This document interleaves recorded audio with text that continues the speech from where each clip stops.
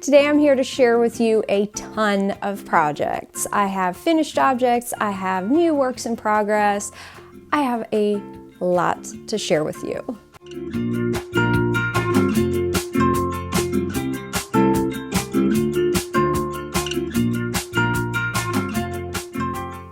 Hey everyone, I'm Marina, and this is Pineapple Knits, a videocast about knitting, spinning, and weaving.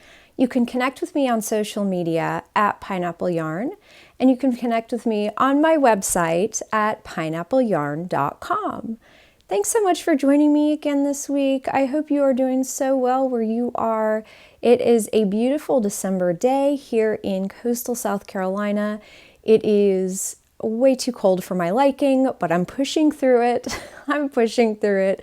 I woke up this morning and it was 33 degrees, which is it's too cold. It's too cold for me. So I am, as you can tell, layering. I have many layers on. I would have a wool hat on right now if I wasn't recording this podcast. But the redeeming quality is that it is sunny, thank goodness. So yes, I will take it. So speaking of what I'm wearing, I am layered up with my Beekeeper Cardigan. This is a great pattern by Marie Green, and it was originally a 4-day knit along, which is crazy, right? A 4-day sweater, but it really was about 4 days. And I knit this in my yarn, Pineapple Yarn, in the colorway Honeycomb, and it is this gorgeous gold color. I really love this color. It's so great for autumn especially, but today I have it layered with this long sleeve plaid shirt, and so it's a little festive. But I also have one of my wooliest shawls, and I'm using it as a scarf.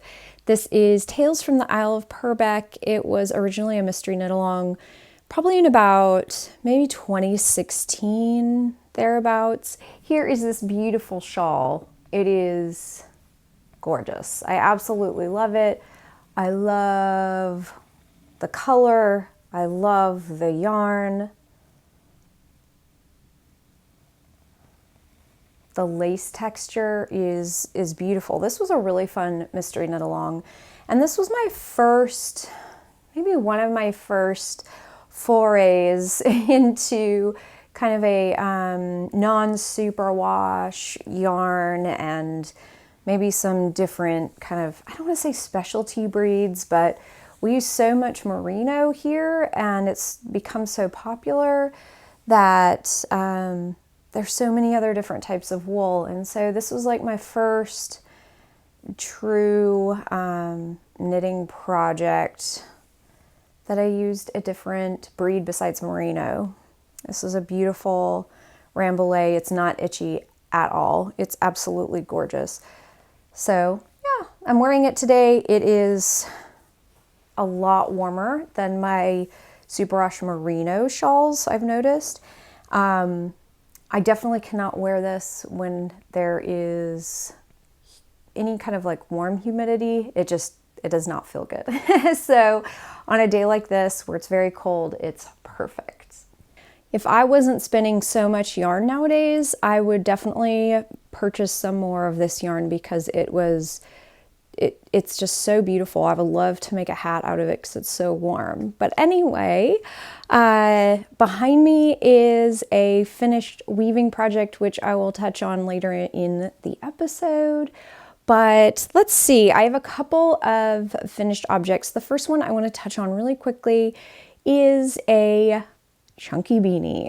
If you've been watching the past couple weeks, I have been knitting hats for my children mostly, and a couple of gift knits here and there. And so this was my last beanie knit, and this was a chain plied yarn that I spun up from a Hedgehog Fibres club from 2020. I'm not sure what month it was. It was a merino and sari silk blend. It was so beautiful. That gray blue with the pops of color in it was so beautiful. As soon as I saw the unspun fiber, I knew I had a friend in mind. I knew it looked just like her. And so originally I'd spun it into a soft single. I didn't really like the yarn. I had planned on weaving with it. It would have been very beautiful woven up, but I have been on such a hat kick that I decided to run it through my wheel again, and I did a really chunky chain ply, and it turned out so beautiful. I shared the yarn with you last week, I believe in last week's episode. So if you're interested in the raw material or the yarn before I knit it, definitely check that out. But I knit it with the largest needles in my Addi Click set. I didn't write it down, so let me check and see. I want to say that's a US 11 needle. Let me just check. I'm pulling my needles out right now, and I will check. So they are, yes, a US 11, which is an 8mm. And then for the rib, I went down, I can't remember if I went down one needle size or two. I want to say I went down one. And so that would be a US 10, which is actually a 6mm needle. And they are side by side in this set. So that's what I used on this hat. I used the same formula that I've been using the past couple of weeks. And so please do check out the show notes from the last 2 episodes, and it'll give you an idea in case you're interested in knitting your own hats. But this turned out so cute. It was super chunky and just kind of, it definitely is not a serious hat at all. It was just kind of whimsical. It was one of those that is just fun to have in the winter. And I topped it with the pretty, I have such a pretty faux fur palm. It was kind of a, maybe what I would call peacock blue. It's kind of like a teal, but with more blue, and it had some gray in it. It complemented the hat perfectly. And so I will be putting a photo up on the screen.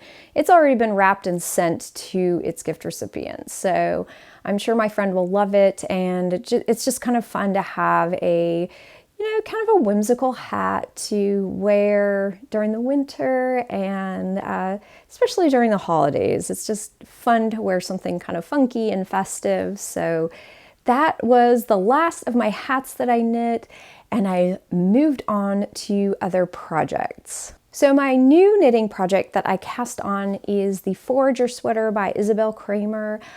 I didn't know if I was going to stick with this pattern. I'm pretty sure I will at this point, but this is, first of all, this pattern is I really like the pattern in and of itself because it has these cable details on it. I, however, am eliminating all the cable details because I am doing a handspun sweater. And so here is where I'm at so far on this. And if you'll recall, I have been spinning up this fiber for a while. These are four clubs from my Hedgehog Fibres monthly installments. And so this is 4 months worth of fiber that I used. For those of you who may have not caught some previous episodes, I am using 4 different varieties of fiber and yarn. And so what I did is I actually combo plied this yarn, and that just means that these are 2-ply yarns that I use different fibers on each ply. And so for each month, I basically just plied different months with each other, and it resulted in 4 different yarns. And so these are combinations of merino and viscose for little tweed bits in the yarn. There's some baby camel. Yeah, this is quite a variety. So I'm going to give you a close-up of the project. So for yarn management, I used this plastic bin. I use these for all of my dyeing. They're very durable and washable, and that's why I love them. So I just grabbed one of these, and I'm using this for my yarn management. This was a leftover of some of the plies that didn't have tweed in it. And so it's a slightly thinner than the rest of these yarns. I'm using this as the rib for the neck and the cuffs. And then you can see there are different colors here. You can see the white, I believe this is viscose, the white viscose in this one, so it adds for the tweed. This is a lighter color, this is more pink. So the method I found that is working the best for me is doing 2 rows of each of these yarns. And so let me go ahead and show you a close-up of the knitting. I actually began to do the ribbing on the neck right here because I wanted to see if this was going to be a good size for me. But here's what I have so far. It's a little unwieldy because I have needles coming every which way. And you really probably can't see the knitting that great. That might be a little better. So you can see it's very small stripes, very thin stripes of each of those fibers, which I thought it was funny that they're all plied with each other. So I thought it would be a lot more blended than this, but they definitely have distinct stripes, which I don't mind at all. I think it's just a really fun project. It's very eclectic. And I knew it would be that way if I wasn't going to card them all together or blend all the fibers together. And so this is the front of the neck. Again, I feel like you're not going to be able to get the full, it's not going to do it justice. I guess I'll show you the back here. I think that's really pretty though. I really like how it's coming out so far. Lots of texture. I like the fabric it's making. It's kind of, it feels like there's some drapiness, but it's not too thick. I don't know, I kind of like it so far. I'm using a US 6, which is a 4mm needle for the body. And I believe I'm using a US 4, so I dropped down 2 sizes for the ribbing on the neckline. And so far so good because of how the sweater is knit. And so basically the entire back yoke, not the entire back yoke, but there's a lot of shaping in the back before it's joined with the front, just to create a lower neckline in the front. I just got beyond that, maybe 4 rows beyond that. And so I want to knit a little more of the yoke to make sure that I like the size, I like the drape. So far, I love the fabric it's creating. I want this to just be a really comfy sweater, and so I don't mind if it's oversized. I have about 1,000 yards, probably a little over 1,000 yards of this yarn, which according to my calculation should be plenty for a sweater. So wish me luck. I'm going to keep working on this. And frankly, I'm kind of looking forward to just the stockinette knitting because I've really been paying attention to all the increases. The increases change every row. And so it's a little complicated for my brain at night, but I'm doing okay. And I'm really loving knitting with my handspun, so that's really what counts. So I will keep you updated on how this is going, but there's not a whole lot to show right now because I did just start it a couple of days ago. So that is all the knitting I'm working on so far, and I did start 2 new projects with my spinning wheel because I just can't help it. And so let's talk about those now. So I don't know if I shared with you, I'd ordered 2 Advent projects. I actually had one that just came yesterday actually, but the other one has not come yet and I don't know when it's coming. It's from overseas. So I decided to kind of just start my own Advent project. And so what I did is I went into my stash. I've been trying to spin from my stash, mostly because I need to reduce the size. But this is what I started. This is a scrappy sock bundle from Wound Up Fiber Arts, and I purchased this, maybe 2+ years ago. I'm not really sure. But in this bag, and I haven't weighed it, so I'm not exactly sure how much. I'm assuming it's probably about 100 grams or 4 ounces, maybe somewhere around there. But in this bag are these adorable little mini bats, just these little bundles of strips of combed top. They're superwash merino, and they're all different. And so what I've been doing every day is just grabbing one. I haven't been doing a lot of color management. I mean, I try to not do the same type colors in a row, so I wouldn't do like these two together, but I try to do like a turquoise and then a red and then maybe something with lighter colors. And I just spin it up. And so I'm spinning this on my fastest whirl, which is like a 15-to-1, I believe, on my Kromsky Minstrel. And this is what I have so far. As you can see, I'm spinning it super fine. And the bundle, the little bundle that I used last night, had lots and lots of light colors and some gold in it, as you can see right here, and then some tan. And so the color underneath that was like deep cranberries and some darker colors. So I have loved this so much. This has been so much fun. And I don't normally do Advent projects just because December honestly is so busy. It's so busy with pineapple yarn. It's so busy with just life things. And so as much as I love Advent knitting and Advent spinning, I just don't normally do it. But I've really been loving spinning up all these little sock bundles.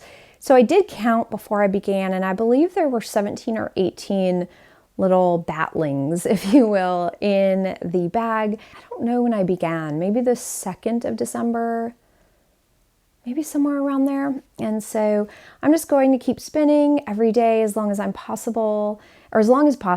And when I get to the end, I plan on chain plying this. I've been adding a ton of twist into these singles though. My hope is that I'll be able to chain ply to create a really great sock yarn.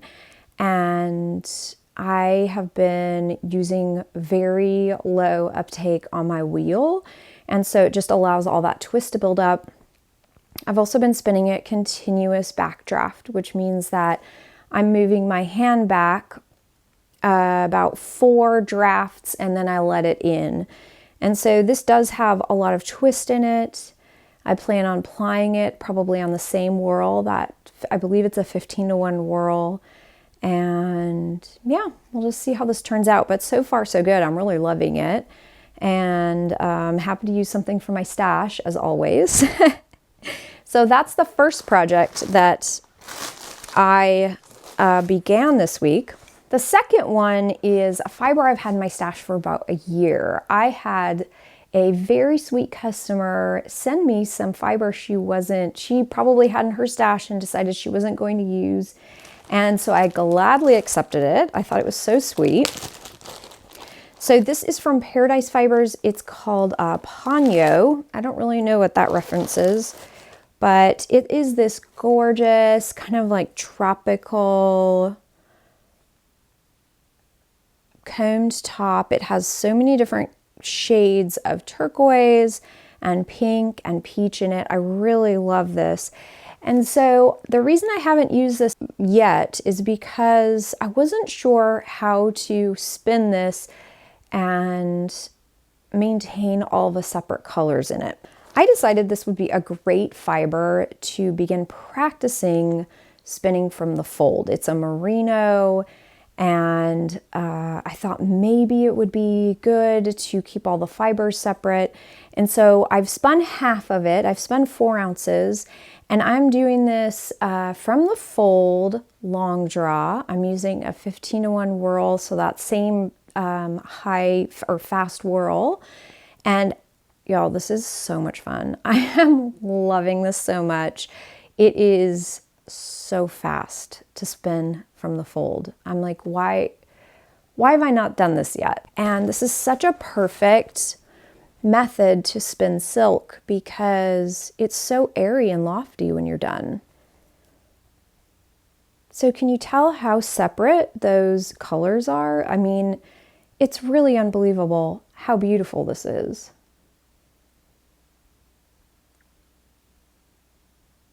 This actually is keeping the colors somewhat separately, which is so great. And it's great practice to spin from the fold. And I think this is going to be beautiful. What I'm going to end up doing is just, I plan on applying this together with another bobbin, which I haven't started yet, but I plan on making this a 2-ply. It's going to be beautiful, and I have no idea what I'm going to create with it afterward. But 8 ounces of a yarn is quite a bit. So I will have a good amount to use in a project, or maybe knitting, maybe weaving. That would also be really pretty. So yeah, I just wanted to share that with you, and I will definitely be using this technique again. I'm still trying to hone the spinning from the fold skill, and it might take a while, but it's really fun. I've really been enjoying this. And so I still have this 4 ounces left, and I will be working on that in the next week or so. But that's it for my spinning progress this week, and I think that's all I've really been crafting on. I want to turn to weaving though, because I did finish my scarf, which I gave to my daughter. I gave it to her before Christmas because I wanted her to be able to wear it during this cold weather. And I mean, I finished it, 3 weeks before Christmas. So I just wanted to give her a little extra time to be able to use it. So let's go ahead and talk about that. So here it is, completely finished. This is a scarf I wove on my Kromsky Presto 10-inch loom, and I think it turned out so beautiful. It is such a long scarf. I didn't realize how long it would be. This is my first time actually weaving a scarf that I was going to use, going to gift, but the colors in this are absolutely amazing. But I remember spinning this up. This was a Rambouillet fiber from Spun Right Round that I purchased years ago now. And I remember being disappointed with this fiber because I thought it was it was such a gorgeous fiber when I received it. And I remember being disappointed when I finished spinning it because I felt like it was too muted and all the beautiful colors were mixed together.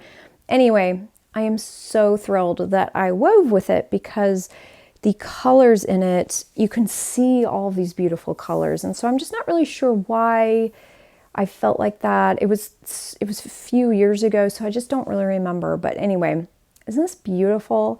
I'm so happy with it. It has a beautiful drape. And as you can see, it's just, it's so pretty. And so for the warp, I used a pink yarn from my stash. I don't know anything else about it. I'm sure it's superwash merino.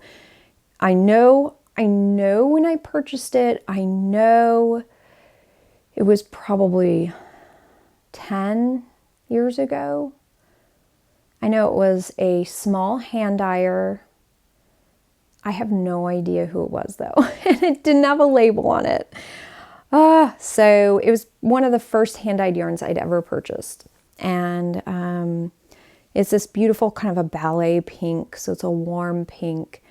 And I used a fringe twister, and I'll link it below. I used a fringe twister to create all these gorgeous twisted fringes. I did a hem stitch, and I recorded the whole thing. And so I will be... as soon as I edit it, I will upload. I hope to do that in the next couple of weeks. There's a lot of footage. It's a lot. So I hope to edit that and get it up for you just so you can see the creation of this project from start to finish, because it was just so beautiful and so much fun. And my daughter really likes it. So hopefully she'll wear it, or I will take it. I'm going to give you a close up here and see if we can get a better view of some of these color nuances. Obviously that's a real bright pop of pink, but oh my goodness, there is this gorgeous aqua blue, yellows. Got some like rusty oranges right here.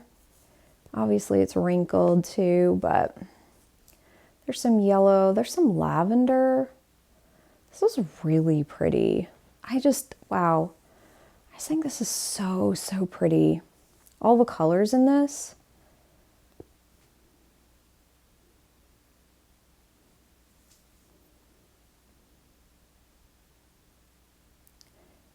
And because my yarn was thick and thin, it adds kind of a subtle texture. And I found that weaving with handspun, even when it is uneven, or even, I don't know, the unevenness really adds to the beauty of the finished product. Now that's just me. I like texture. I think it makes it more interesting, but this wasn't too bad. This, all I could see was the unevenness of the yarn, and it really doesn't look like that in the finished scarf. So maybe because I did spin it so thin, so it makes it a little bit easier. But anyway, there's that finished scarf. It's so pretty. And the colors are they kind of remind me of a sunset. Oh, it's so pretty. So that was fun. And it's about 8 inches wide, in case you're interested in how wide that is. For a 10-inch loom, that's about as wide as you can get because of the tension, the width draws in. And so whatever the width of your loom is, it always ends up being a little bit more narrow. So yeah, I was really happy to finish this up. I'm just very happy how it turned out. Well, that is all I have for projects this week. I do want to give you a reminder that I will be having a shop update this Friday, which is December 11th at 8 p.m. Eastern Time at pineappleyarn.com. This will be my last update with holiday themed candles and yarns. So if you are in the market for that, please come check it out. It'll be so much fun. And I will be uploading a shop update preview if you want to see exactly what will be in the shop this week. And as always, I'll be sending out a newsletter with all of the photos the day before. So if you're interested in that, you can just go to pineappleyarn.com, enter your email, and you will be all set for the newsletter. As always, I'm so happy that you joined me this week. It's always such a pleasure sitting down and chatting about all the crafty things I've been up to in the past week. So if you like the podcast, please give it a thumbs up and subscribe. That way you never miss an episode. I'll be back with you again next week. And until then, I hope you have an awesome day. Bye.